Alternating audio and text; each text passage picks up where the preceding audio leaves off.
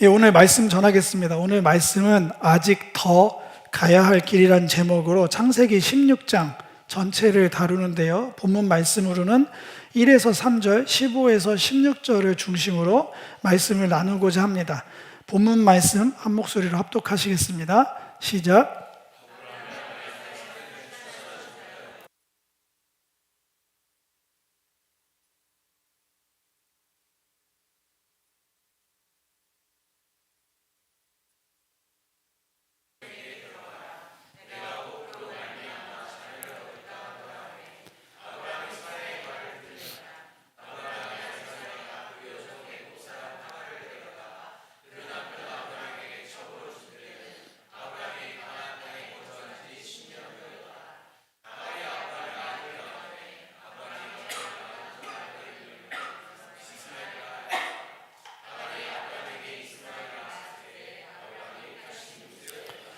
아멘.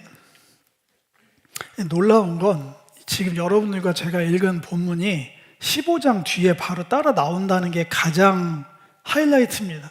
그게 가장 놀라운 성경의 진리라고 할까요? 15장이 어떤 장입니까? 이어가 보겠습니다. 별에는 밤, 햇불 언약의 그 어마어마한 창세기 15장의 그 밤에 우리는 지난 2주간 머물러서 정말 시간이 멈춘 것처럼 하나님의 그 진정성, 여자의 후손을 향한 그 마음들을 우리는 향유했습니다. 그렇게 어마어마한 그 15장에 사실 단어적으로만 봐도 그때는 아브라함이었지만 경험한 게 뭐냐면요, 이상을 본 걸로 시작해서 신탁도 들어요. 하나님의 400년짜리 하나님의 그 예언이죠. 하나님께서 직접 하신, 그리고 저주 언약으로 맹세하신 하나님의 언약식도 구경하고요. 그 15장에 경험한 것들을 우리는 그 중에 단 하나라도 경험하게 해달라고 기도한 사람이 여기 많을 겁니다. 대표주자가 저였어요. 그 중에 단 하나 비슷한 것만이라도 하나 경험하면 북한으로 가겠다, 당장 선교지로 가겠다, 얼마나 많이 기도했는지 모릅니다. 근데 아브라함에게는 가만히 15장을 묵상하다 보면 너무 많이 허락된 것 같거든요. 이게 사람한테 이렇게 할 수가 있나? 한 번에 그 밤에 이렇게 천지가 개벽할 만한 믿음의 경험이죠. 신앙의 경험, 그것도 정말 너무나 신비스러운, 그것도 무슨 비스무리하게 분별을 해야 되는 수준이 아니라 하나님이 직접 개입하셔서 직접 음성을 들려주시고 직접 계시하시고 직접 나타나시고 모든 것들을 그대로 있는 그대로 쏟아부은 그 밤이 지나고 나서 그 이후의 얘기를 시작하면, 우리가 스토리를 쓰면은 아브라함이 변해서 천지가 개벽이 나서 그 밤에 어마어마한 신앙적 경험을 통해서 우리 아브라함이 달라졌어요. 전과 후, 비포 앤 애프터가 확 달라져서 파죽지세로 정말 주님께 온전하게 순종하는 결단들, 완벽하게 주님만 영광을 드러내는 삶의 흔적들이 막 펼쳐져야 우리한테 맞습니다. 그게 우리가 기대하는 바고 내가 그렇게 되길 바라고 모두가 꿈꾸는 신앙의 결일 거예요. 근데 여지없이 얼음장같이 찬물을 획 껴습니다. 놀랍게 우리의 현주소를 그대로 적나라하게 드러내요. 너무나 그래서 동질감이 느껴지고 다행이다라고까지 저는 생각합니다. 여기서 아브라함이 그렇게 만나고 나서 변했다로 나오면 우리 다 탈락 아닌가요? 여기 완전히 초신자도 논크리스찬도 있다가 계신지 모르겠고 제가 아는 바로는 없거든요. 경험도 어느 정도 하셨거든요. 그런데 이런 본문이 안 나오고 그 뒤로 다 잘됐다, 잘 나갔다, 온전해졌다, 완벽해졌다만 나온다면 우리는 상대적으로 나는 아닌가 보다, 그만해야겠다 하고 좌절할 수 있는 타이밍인데, 역으로 말씀드린 겁니다. 참 다행이다. 성경이 있는 그대로 우리의 실존을 이렇게 얘기해 줘서 얼마나 위로가 되고 소망이 되는지 모르겠다는 생각입니다. 먼저 살펴볼 것은 아브라함의 아내 사레는 출산하지 못했다 얘기합니다. 이게 지금 있는 일인가요? 묻지도 않았는데 제 설교 들으신 분은 알겠지만 묻지도 않았는데 창세기 11장, 그 위대한 12장 1, 2, 3절이 나오기 전부터 이미 그 가정에는 부르심 받을 때부터 태생적으로 그 가정에 아픔이 하나 있었다고 얘기를 합니다. 뭐냐면 불임 가정이다. 자녀를 낳을 수가 없었다. 히브리어 단어적으로 하면 조금 더 그냥 원색적으로 말씀드리면 그 신체의 일부가 훼손돼서 그 기능이 불가능한 상태의 단어가 써있어요. 그러니까 그냥 확률적으로 된다 안 된다의 문제가 아니라 도저히 불가능한 상태, 그런 능력이 제거된 상태의 단어예요.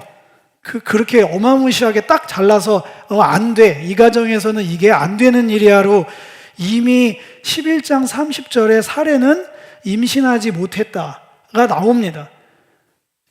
태생적으로 그 가정이 출발할 때부터 그 가정이 아픔이었고, 가나안 땅으로 그 위대한 믿음의 결단을 하고 애굽으로 내려가고 뭐 조카랑 헤어지고 국제전에 참여하고 하나님과 뜨거운 밤을 보냈던 그 밤을 그 지남의 여부와 상관없이 상시적 디폴트 값이 불가능입니다. 특별히 어느 부분은 자녀를 낳는 부분에 대해선 하나님의 진정성이 맞아 딱 그 첨예하게 만나는 부분인 후손에 관련돼서는, 자녀에 대한 약속에 관해서는 절대로 될 수가 없는 상황입니다. 아무리 노력해도, 아무리 최선을 다해도, 헌신을 다해도 안 된다가 기본 값이에요. 이게 굉장히 중요합니다. 신앙의 본질이니까. 안 되는 게 있어요. 안 되는 건 우리는 신앙이니까 여기서 언약과 성취 사이의 절대적인 간극에서 신앙인은 뭐냐면 좌절이 아니고요. 우리의 눈이 그때부터 신앙의 눈이면 하나님의 능력, 하나님의 일하심을 기대하는 겁니다. 이 부분은 절대로 내가 할 수 없는 거구나. 이건 하나님의 영역이고 하나님이 하실 일이구나. 그거를 전적으로 인정하는 거예요. 그게 믿음입니다. 그 얘기를 지금 하고 있는 거예요, 성경에서. 사례는 두 번째로 불가능성만 내포하는 사람이 아니라 언약의 당사자입니다. 우리가 뭐 창세기 2장부터 알지만 남자와 여자가 만나서 결혼하면 한 몸이라고 시작부터 얘기를 하셨어요. 아브라함에게만 하신 약속이 아니고요. 아브라함이 애를 낳는 건 아니잖아요. 우리는 알고 있잖아요. 하나님이 약속을 하셔도 하늘에서 자녀가 떨어지지 않는 이상 뭐 그런 퍼포먼스를 못 하실 건 아니지만 그런 방식이 아닌 이상 우리 상식적으로 아브라함에게 아무리 언약을 하셨어도 그 언약의 성취는 사례를 통하지 않고서는, 그 정상적인 방법을 통하지 않고서는 안 되는 거잖아요.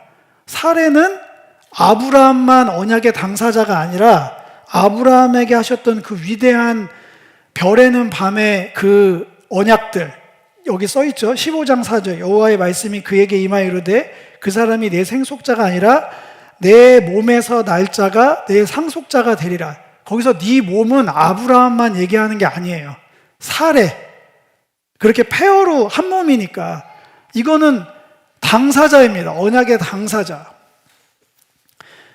그렇게 돼 있고 15장 18절에도 이 모든 것들을 언약에 세워서 어마어마한 이 모든 것들을 그 자손에게 주겠다. 그래서 그냥 애가 없는 가정에 애를 하나 낳고 못 낳고의 문제가 아니라, 그래서 오죽했으면 성경에 내가 자녀를 얻는다는 단어가 재단을 쌓는 그 바나라는 히브리어를 썼겠어요. 이거는 그냥 한 사람의 태어나고 태어나지 않음이 아니라 이 아브라함 가정에게는 하나님이 살아계시고 얼마나 신실하게 언약에 신실하고 능력이 출중하신지를 알 수 있는 인격적 관계, 우리가 많이 쓰는 믿음에서 인격적 관계의 시금석이고 그 중심되는 사건이에요.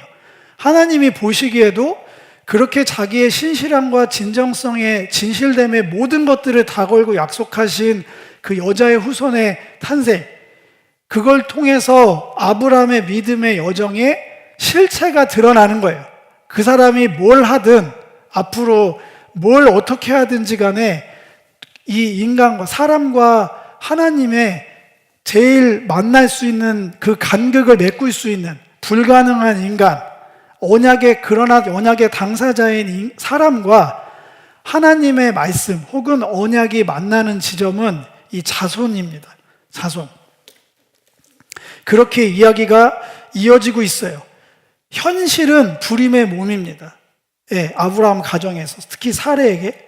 근데 이상은 뭐냐? 하나님의 말씀. 정말 이미와 아직 사이죠. 약속의 밤을 통해서는 이미 이루어진 일인데 아직 현실적으로는 전혀 미동도 없어요. 여기서 이 간극을 채워가는 게 믿음으로 순종하는 삶이 이제 대두되고 나온 겁니다. 하나님과 아브라함에게 그 관계 사이에서. 단어들을 유심히 보면 제가 성경은 패턴이 제일 중요하다고 그랬죠.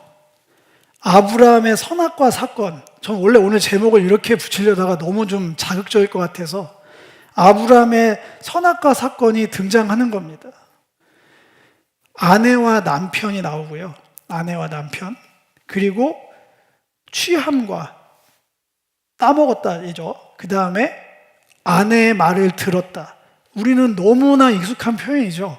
너무나 아내와 남편이 에덴 동산에 두 사람이 있었고 아내가 그 열매를 보고 보암직도 하고 땡땡땡 해서 그 열매를 취해서 아담한테 주었는데 그걸 먹었다 스토리에 하나님이 신문하는 과정에서 네가 아내의 말을 듣고 내 말 대신에 아내의 말을 듣고 이렇게 하였으니 너는 어떻게 된다. 그 스토리의 맥락이 그대로 이 가정의 행동 양식으로 드러납니다. 주목해야 될 건 넌 크리스찬들이 아니에요. 하나님의 어마어마한 음성을 듣고 10여 년 전에 자신의 모든 것들을 다 버리고 결단해서 가나안 땅에 와 있는 믿음의 가정입니다. 그것뿐이겠어요? 10년 동안 가만히 박제된 신앙이 아니고요. 엄청나게 발전된 신앙 결을 따라왔어요. 거기다가 진짜 중요한 터닝 포인트. 하늘의 그 신비를 경험한 15장의 밤을 지난 사람인데 그럼에도 불구하고 또 이런다고요. 또. 그래서 제가 위로가 된다니까요. 그게 우리 실존이라서. 답이 없어요, 우리한테. 그걸 아직도 모르면 아직도 우리 안에 답을 찾고 내 안에 뭐가 있네 없네를 아직도 하신다면 이따가 갈라디아서로 오늘은 신약을 말 안 할 수가 없어서 하갈 얘기가 나왔으니까 바울 논조가 그대로 적용될 겁니다. 문해력이 떨어지는 거예요. 여기서 지능을 얘기하는 게 아니라 하나님이 뭘 얘기하시는지를 아직도 모르시는 겁니다. 제 얘기가 아니에요. 여러분들 무시하는 게 아니라 2000년 전에 사도 바울이 갈라디아서에 저랑 똑같은 심정으로 써놨어요. 이 본문을 얘기하면, 이 본문만 얘기한 건 아니죠. 이제 뒤에 하갈 얘기가 또 나오니까 폐허로 해서 그 얘기를 그대로 전하고 있습니다. 아브라함의 선악과 사건은 뭐냐면요. 이미와 아직 사이에 인내의 한계의 점에 돌아간 거예요. 이쯤 되면 뭐가 돼야 되는데, 이만큼 하면 뭐가 나와야 되는데, 이만큼 헌신하면, 이만큼 교회 다녔으면, 이만큼 결단했으면, 이만큼 체험했으면, 뭐 등등등, 이만큼 뭐 냈으면, 뭐 여러 가지가 있죠. 그러면 될 만데 한데, 근데 이제 저도 여러분한테 실망하지 않아요. 제가 저를 보기 때문에 우리는 다 죄송합니다. 도찐 개찐입니다. 뭐 알아들으시 너무 애들이 있어서 못 알아듣나? 그러니까 거기서 거기다.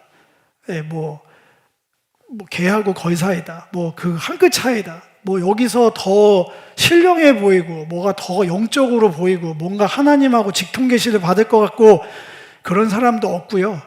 저 무적행에 빠져가지고 뭐 저는 지옥에 갈 사람 이런 것도 불필요한 일입니다. 우린 다 똑같아요. 아브라함이 보여줬잖아요. 인내의 한계로 이들은 여종의 몸을 취합니다.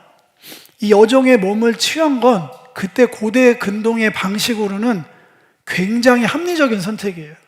이 가정에 지금은 이런 거 하면 가정 파탄이죠.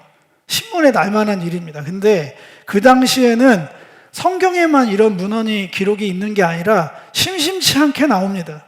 뭐 인터넷 찾아보세요. 토판에 그런 문화였어요. 자식이 없으면 자녀를 낳을 수 있는 사람을 통해서 하고 양자를 드리는 이 방식이, 그래서 결혼식 할 때 서약서 같은 게 발견이 돼요. 이런 경우가 생겨도 절대로 후처를 드리지 않겠다라고 결혼 서약을 해서 결혼식한 문서가 나오고, 반대로 그런 경우에는 얼마든지 날 때까지 이런 방식을 해도 된다라고 사인을 해서 결혼한 사람도 있고, 그런 것들이 발견이 돼요. 사례가 얘기한 건 엄청 트렌디한 방식이고 합법적인 방식이고 합리적이고 굉장히 상식적인 선택입니다. 그게 문제예요. 그게 우리는 신앙생활도 굉장히 합리와 효율을 따집니다. 굉장히 시대적으로 통용되는 방식의 한계를 벗어나지 못합니다. 그건 너무나 당연한 거예요. 우리는 그 시대 가운데 살고 있으니까. 다른 사람들이 다 그렇게 하니까. 하나님을 섬기는 방법도 다 내 중심입니다. 땅의 방식으로 내가 정한 방법, 내가 정한 때, 내가 하고 싶은 열정의 그 순서 그대로 감히 하늘의 뜻을 이루고자 합니다. 지금 이 본문이 그걸 그대로 보여주고 있어요. 사회 통념상으로는 전혀 문제가 될 게 없는데 믿음으로는 어마어마한 실책입니다. 똥볼 찬다고 하죠. 자살골을 있는 대로 넣고 있는 거죠. 뭘로? 열심으로. 이 사람들을 불신자라고 욕하시겠어요? 믿음의 미성숙자로 욕하시겠어요? 경험도 아브라함보다 안 되실 것 같은데, 여러분들이 집, 터, 절 다 떠나서 다 헌신했나요? 아닌 것 같은데. 했을 수도 있어요. 제가 권불 10년을 그래서 바꿨습니다. 신불 10년, 신앙 10년, 도로함이 타불이다. 10년 공든 탑은 한 방에 무너진다. 제 지론입니다. 권세뿐만이 아니에요. 신앙의 스탯도 한 방에 무너집니다. 말 자체가 성립이 안 되는 거예요. 신앙 수준은 우리가 쌓아서 올리는 게 아닙니다. 학위로, 경험으로, 헌신의 세월로 절대 그 신앙 스탯이 견고해지지 않습니다. 네. 신불 10년. 지난 10년간 신앙의 여정, 그걸 한 방에 가름합니다. 아브라함의 지난 10년은 딱 여기까지야 라고 성경이 얘기해 줍니다. 절망하지 마세요. 창세기는 16장에서 끝나지 않습니다. 앞으로 이제 하프타임 온 거예요. 딱 정확하게 하프타임이 온 겁니다. 하나님이 하시는 일과 우리가 해야 될 일을 정확하게 구분해주고 그 결대로 하나님이 믿음을 만들어가요. 신앙이 어떤 건지를 조정해 가십니다. 그게 신실한 하나님의 감사한 거예요. 이걸 내버려두면 어떻게 해요? 그걸 다 만지거든요. 다 만져서 22장에 딱 세워놓는 거예요. 이게 내 작품이야. 이게 내가 완성하는 믿음이야.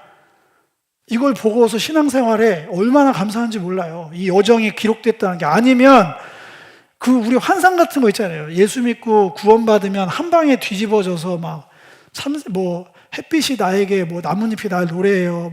너무나 아름다운 세상 행복해요. 그러면서 뭔가 조증에 이렇게 환상에 사로잡혀서 이렇게 손바닥 뒤집듯이 인생에 10년을 추적해 보라니까요. 그 사람들이 처음엔 그럴 수 있는데 지금 비난하는 게 아니에요. 제 얘기를 하고 있는 거예요. 오래 가지 않아요. 어떤 사람도 그거를 10년 동안 유지한 사람 본 적이 없어요. 제가 운이 없어서 그런지 몰라도 그 상태로 두지 않아요. 진짜 신앙으로 안내를 하시지. 지난 10년간의 신앙 여정을 16장에 이렇게 기록하면서 분명하게 얘기하십니다. 무엇을 결단했던, 무엇을 경험했던, 얼마나 순종했던, 아직 더 가야 할 길이 많이 남았다. 멈추지 말거라. 내가 너와 함께한다. 그 얘기를 계속 하시는 거예요. 여기서 설교를 마쳤으면 좋겠으나 살피시는 하나님으로 더 가야 됩니다. 나머지 얘기는 하갈 얘기입니다. 하갈 얘기. 왜 하갈 얘기를 주목해야 될까요? 오히려 우리의 이 자리는 갈라디아서를 빗대서 얘기하면 이 본문에서 하갈을 더 봐야 될 수도 있어요. 현재 상태는 아닐 수도 있지만 눈으로 보세요. 이거 너무 길어서 읽지 않겠습니다. 모르는 스토리는 아니니까. 이 뒷얘기를 대략적으로 얘기할게요. 그렇게 해서 아내 말을 듣고 진짜 아담이 하와 말을 듣고 했던 것처럼 여기서 이건 사족을 하나 달겠습니다. 신앙생활은 아내 말 들으면 안 됩니다. 나머지는 다 아내가 맞아요. 전부 다 그거 알죠? 동그라미 X에서 다 맞다는 아내가 맞는 거예요. 그건 맞는데 신앙생활은 아내 말 듣고 하는 거 아니에요. 말씀 기준으로 하는 거예요. 그거는 죄송하지만 아내분들 그것까지 너무 그렇게 하지 마세요. 그거 큰일 납니다. 그거는 두 분 다 말씀의 기준으로 하는 거고 나머지는 전부 다 아내 말 들으면 됩니다. 제 스스로에게 하는 얘기입니다. 그렇게 했는데 이게 이상한 일이 벌어지죠. 항상 그런 거예요. 믿음으로 순종해서 내 열심을 냈는데 결과가 이게 아닌데?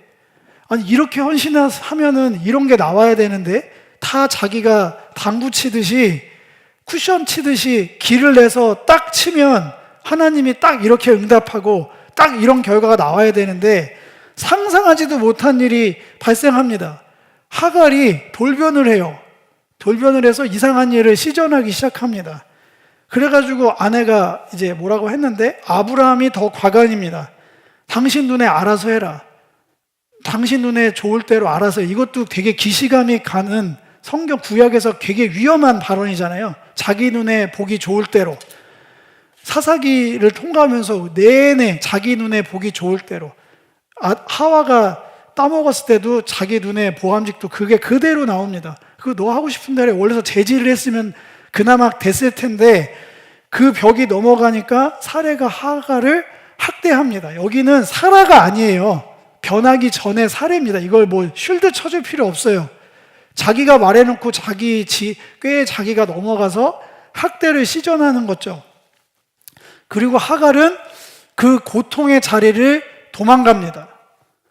삶의 고난의 자리를 도망가요. 신앙의 열심이 삶의 고난의 자리를 바꿔내주지 않습니다. 직면합니다. 여전히 우리는 삶의 질고 앞에 서거든요. 아브라함 사레 위치보다는 오늘 본문에서는 그래서 제가 하갈 위치가 맞다고 보는 거예요. 분명히 믿음으로 판단하고 믿음의 순종의 방식으로 움직인 거예요. 그건 제가 존중합니다. 여러분들이 틀렸다, 모자란다 얘기할 수 없어요. 다 믿음으로 더 하나님 뜻에 맞게 나의 삶을 결단해서 드리는 방식이었을 거예요. 그것과 삶의 고난의 자리는 전혀 별개의 문제입니다. 놀랍게. 인정하시죠? 내가 헌신하면 고난의 자리가 피해진다고 말하는 거는 새빨간 거짓말입니다. 성경에 어디 그런 게 있나요? 그렇게 그런 삶을 살았다고 기록된 사람이 나와 있으면 알려주세요. 성경에는 없는데 간증에는 넘쳐납니다. 그래서 제가 간증을 안 듣는 거예요. 성경에 없는 얘기인데 예수 믿고 잘 먹고 잘 살았다는 얘기가 별로 없는데 잘 먹고 잘 사는 건 결론이고 과정이 참혹한데 애들 이름은 다니엘 많잖아요. 데니엘. 있어 보이는 데니엘. 거세당한 사람이에요. 포로로 남의 나라 종살이 해가지고 죽을 고비를 몇 번 낸 거를 좋다고 애를 다니엘을 하더라고. 뭐 때문에 그런지. 요셉도 많잖아요. 총리니까. 형제들한테 팔리고 억울하게 감옥 가는 거를 바라세요? 그런 거를 기억을 하셔야지 맨 끝에 결론만 보면 어떡하세요? 과정이 어마어마합니다.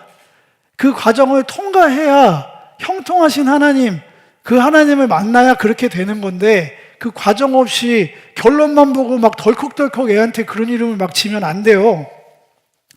그거와 마찬가지로 고난의 자리가 피해지지 않습니다. 믿음의 여정에. 그러면 우리는 믿음은 어디 가고 방법은 되게 쉬운 방법을 택해요. 일단 피합니다. 고난의 자리를 피해서 이탈을 해요. 도망갑니다. 하나님의 사자가 찾아냅니다. 이 사람 여기서 하나님 사자가 안 나왔으면 이 위치 여기 나와 있는 광야의 샘물교 곧 숲길 샘 곁에서 이거 다 문헌으로 지도 지금 완벽하진 않지만 사지 코앞이에요. 한 발짝만 더 광야로 사막으로 더 들어갔으면 그냥 죽는 거예요. 거기서 하나님이 그걸 그냥 두지 않습니다. 이거 지금 하갈 얘기예요. 아브라함 살해 얘기가 아니라, 하갈은 뭐 이스마엘 낳았으니까 치부해버리면 우리 얘기가 아니라고 들으실 텐데, 오늘은 하갈 얘기가 더 감정이입이 되시는 게 맞아요. 우리가 똑같이 그러니까. 삶의 고난의 자리에 항상 피해가는데 하나님이 찾아내시거든요.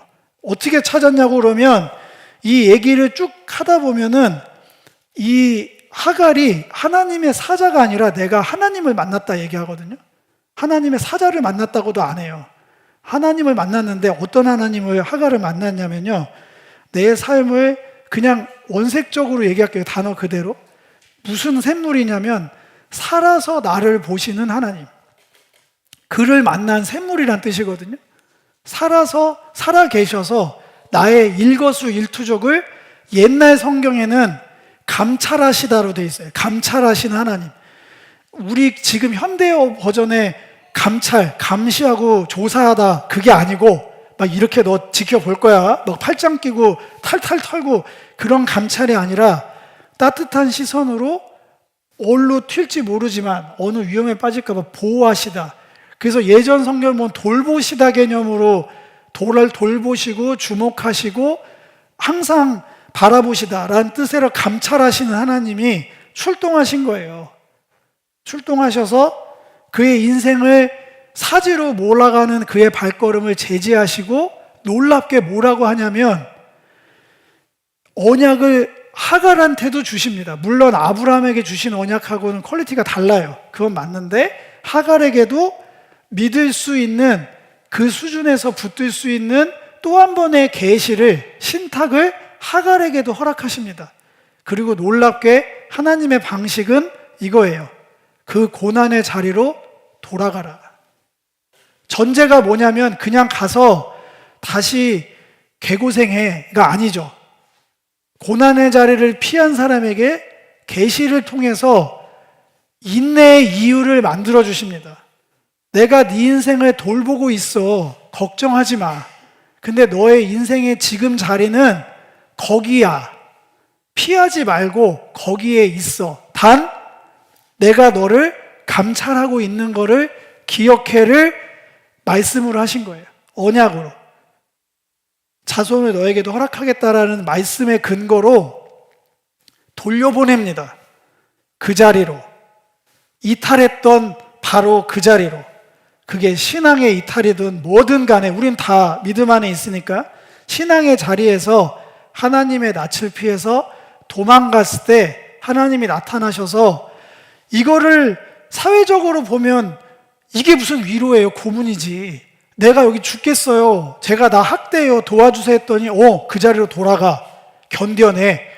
지금 하면은 그게 무슨 위로고 그게 무슨 나를 돌아보시는 하나님이겠어요? 전혀 그렇게 안 하고 하나님은 나를 진짜 무슨, 내가 무슨 AI야? 뭐야, 나 로봇가 아닌데 막 이렇게 반발하실 거잖아요. 아니라니까요. 하나님은 항상 어디에 있든지 너와 함께 하겠다는 그 믿음을 요구하세요. 그래서 그걸 확인할 수 있는 그 자리를 이탈하기 원치 않으십니다. 그게 믿음과 믿지 않은 거의 한 끗 차이예요. 믿음이 없으면 그거는 학대죠. 신이 나를 학대한다 얘기하겠죠. 신은 없는 거죠. 가짜죠. 나를 위하지 않는 거죠. 하나님이 계시면 나를 위한 선택이죠. 가장 하나님을 바라볼 수 있고 보이지 않는 하나님의 눈동자를 의식할 수 있는 그 자리, 영원히 거기 두시진 않아요. 그러나 그 자리로 돌아가라고 할 때 그 자리로 가셔야 됩니다. 벗어나지 못한 에덴의 굴레는 자기 좋을 대로 우리가 신앙생활을 계속 선택하면 이 고난의 악순환이 에덴에서처럼 계속 되풀이되는 거예요. 에덴의 사건은 지금도 우리에게 리얼리티입니다. 신앙의 현 주소예요. 감찰하시는 하나님을 통해서 그분을 신뢰하고 고통당하는 여종의 그 신음소리에도 응답하시는 그분의 그 신실하심의 목소리에 귀를 기울이고 인내의 자리로 돌아가셔야 됩니다. 이탈했던 그 자리로 돌아가셔서 단 이를 깎다물고 존버하라는 게 아니고요, 돌보시는 하나님을 만나셔야 돼요. 마무리를 하겠습니다. 마무리하면서는 성경 구절을 읽어야 되겠어요. 오늘 이 본문을 갈라디아서에 사도 바울이 인용을 합니다. 단 하나 기억하셔야 될 것은 랍비 스타일로 한 거예요. 굉장히 의역도 많이 하고 사람들한테 지금 편지지만 갈라디아 성도들한테 성토를 하고 있는 장면입니다. 함께 읽겠습니다. 시작.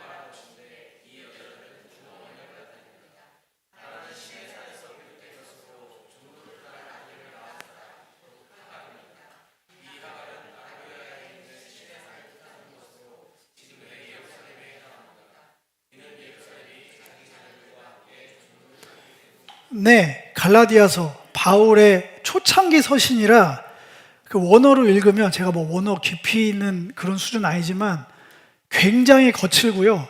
굉장히 욕도 나옵니다. 굉장히 거칠어요.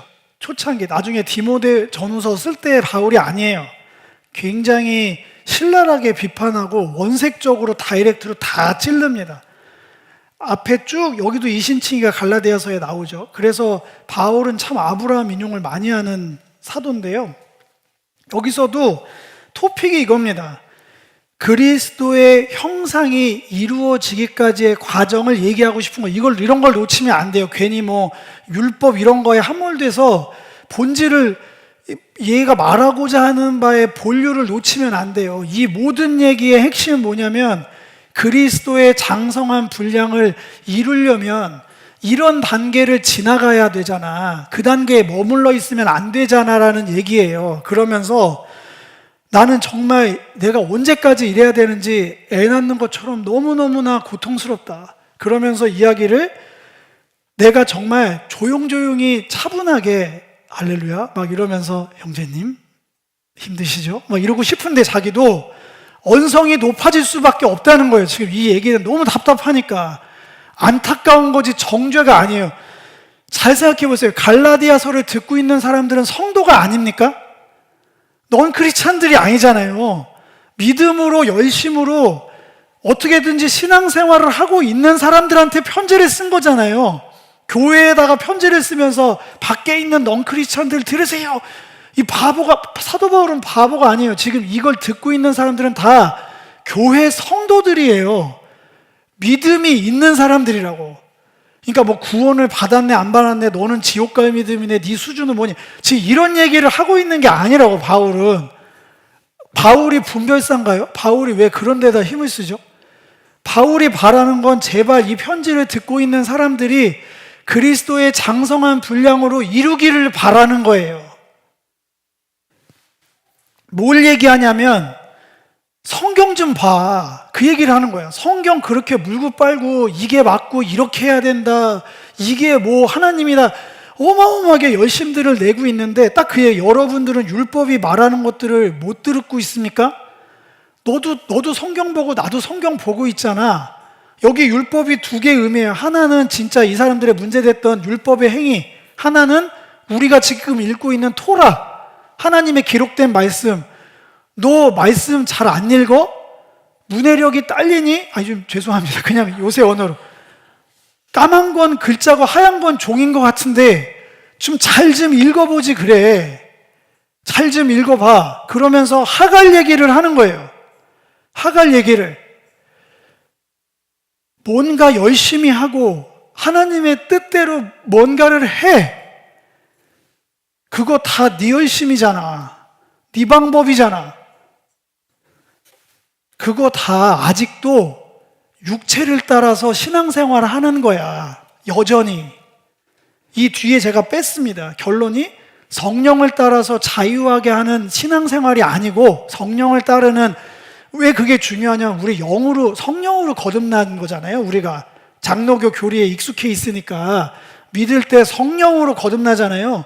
그럼 당연히 성령을 따라 사는 게 정상인데 왜 거듭났다는 사람들이 옛날 방식 그대로 너 하고 싶은 대로 신앙생활을 계속하고 있어? 그 얘기를 성토하고 있는 거야. 그거 말 그대로 종노릇이야.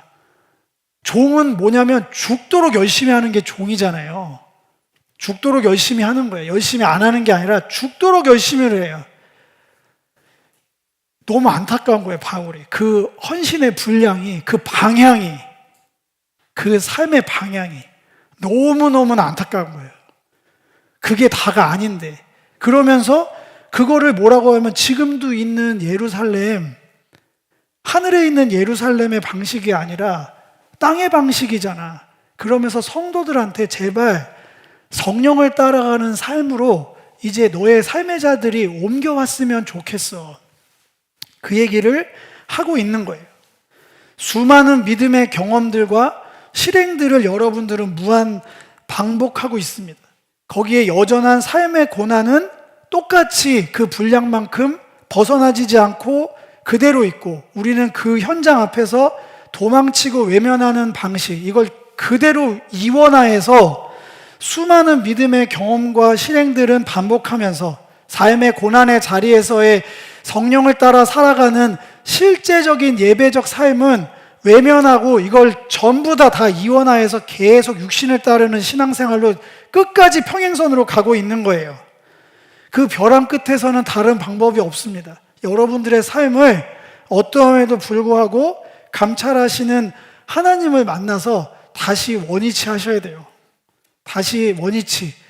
열심을 내지 말고 아무것도 하라는 게 아니라 본질적으로 분명한 방향을 가지고 다시 뛰자는 거예요. 복음, 아브라함과 다윗의 자손 예수 그리스도 오셨어요. 여자의 후손은 다 이루시고 십자가에서 내가 다 이루었다고 하셨어요. 남은 게 없어요. 다 이루었다. 이미와 아직 사이에 우리도 서 있습니다. 그 옛날 아브라함이 그랬던 것처럼 그리스도의 형상을 이루시기까지 여전히 여러분들은 아직도 가야 할 신앙의 여정이 충분히 남아 있습니다. 충분히. 인내로 그 삶의 현장을 지키면서 나를 감찰하시고 돌보시는 하나님을 더 많이 만나셔야 돼요. 그리고 나의 시기나 나의 열정, 나의 열심이 아닌 주의 때, 주의 뜻, 주의 일을 이루는 그 성취, 주님이 하시는 일은, 하라고 하신 일은 열심히 하고 하지 말라고 한 것들은 쳐다도 보지 않는, 성령을 따르는 삶이 무슨 벽면 참선하듯이 가만히 있으면 그런 마음이 막 이렇게 몽글몽글 아지랭이 피듯이 막 채워져서 게이지가 차올라서 물에 둥둥 떠다니듯이 그런 삶이 막 펼쳐지는 거, 제발 그런 류의 신앙 그만하라니까요. 우리는 지금 천국의 영으로, 영체로 공중부양해서 하늘나라에서 찬양단 하고 있는 게 아니에요. 우리 신앙생활은 땅에 깊이 뿌리를 내려서 고난의 삶의 현장을 날마다 뚜벅이처럼 걸어가고 있어요. 성령을 따라 사는 게 뭐냐고 지금 버전에 저한테 물어보시면 저는 1초도 고민 안 하고 아주 쉽게 얘기할 수 있습니다. 성경에 기록된 하지 말라는 건 하지 말고 하라는 거는 하는 삶, 그게 성령을 따라 사는 삶이에요. 저 목사 아직 성령을 모른다고 생각하시면 그렇게 믿으세요. 그냥 성령을 못 만나서 저런 얘기 한다고 하면 뭐 어쩌겠어요. 저 그런 수준이어도 상관없어요. 근데 저도 겪을 만큼 겪고 해볼 만큼 해봤는데 가만 보니까 중점을 두고 굉장히 많은 분량으로 하라고 한 거에 관심이 별로 없더라고요. 저는 다 제가 관심 있는 거, 내가 경험해보고 싶은 거, 내가 결단해서 뭔가 신앙을 드러내고 싶은 거, 겉으로는 그렇게 표방 안 하지만 다 내 방식으로 하는 거에 성경을 짜집기 편집해서 하고 있더라고요. 정작 주님은 심플하게, 아주 단순하게 할 거 하지 말 거, 그분의 삶을 보면 너무나 선명하거든요. 근데 그 삶이 나한테 선명하지 않아요. 나한테 선명한 건 내 눈에 보기 좋은 거거든요. 경건해 보이는 거. 뭔가 내 신앙 수준이 올라간 것처럼 보이는 거 하나도 안 바뀌었더라고요. 육체를 따라 죽도록 종로로 타는 거예요. 아직도 예루살렘에서 뭘 하네, 뭐 거기서 신박한 뭐가 나오네, 뭐가 어쩌네, 그런데 관심이 이렇게 기울이면서 신약 성경 어디를 읽어봐요. 지금 우리가 추구하는 영적인 깊은 게 예수님이 단하라도 하신 게 있나? 아무것도 없을걸요? 그분이 주로 하신 건 죄인들하고 밥 먹은 거던데, 끝까지 사랑하시면서 십자가에 달리신 거던데, 그분이 제자들에게 하라는 것도 우리가 지금 열심을 내서 시간 내서 하는 건 거의 없어요. 거의. 그게 제가 말씀드리는 거예요. 여전히 하갈처럼 육체를 따라서 아직도 눈에 보이는 예루살렘 시스템을 그대로 따라하니 바울이 복장이 터지는 거예요. 신앙생활에 ABC 그만 따지고 이제 EFG로 좀 가면 안 되겠니? 언제까지 ABCD 그것만 계속 반복하면서 서로 정죄하고 서로 수준이 어땠느니 이런 거 계속 할 거야. 무한리프에서 나와서 자유롭고 찬란하게 복음의 그 역동적인 생명의 그 움트는 기운을 좀 느껴봐. 그러면서 오죽했으면 본인이 그렇게 자기가 연약한 거, 죄인 중에 괴순이 뭐라고 하면서도 나를 최소한 낮은 카피하지 그래. 오죽했으면 그런 얘기를 했겠어요. 교만의 꼭대기가 아니라 저는 목회자적 성토로 보여집니다. 정 안 되겠으면 예수는 눈에 없으니까 나라도 좀 따라하지 그래. 복음으로 사는 나를 좀 따라하는 삶은 어떨까? 이렇게 역으로 제안을 하더라고요. 보니까. 저도 이 표현을 쓰고 싶습니다. 사랑하는 성도 여러분. 대형교회 목사님처럼 한번 해봤습니다. 사랑하는 성도 여러분. 진심이에요. 진짜 사랑하는 성도 여러분, 제가 여기 지금 갈라디아서에 있는 저도 바울의 그 음성이 어제 설교 준비하는데 들리더라고요. 나도 여전하네. 아직도 너무 틀에 박힌 게 많아요. 이럴 때는 어쩔 때는 차라리 백지이고 싶다, 경험이 없고 싶다라는 그런 치기 어린 마음도 있습니다. 차라리 성경을 처음 접했다면 그냥 글 읽듯이 읽어서 예수님이라는 분이 이런 걸 원하시고 날 위해서 죽으셨고 나에게 새로운 생명, 영으로 살 수 있는 정말 자유로운 삶을 선택했고 그 자유로운 삶이라는 게 이런 삶이구나, 그냥 그렇게 덧입혀졌으면 좋겠더라고요. 차라리 그냥 심플하게.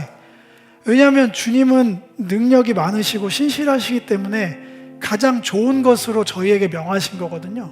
제가 이번 주에 교제하면서 어떤 분들한테 그랬어요. 부모들이 명령할 때가 있다.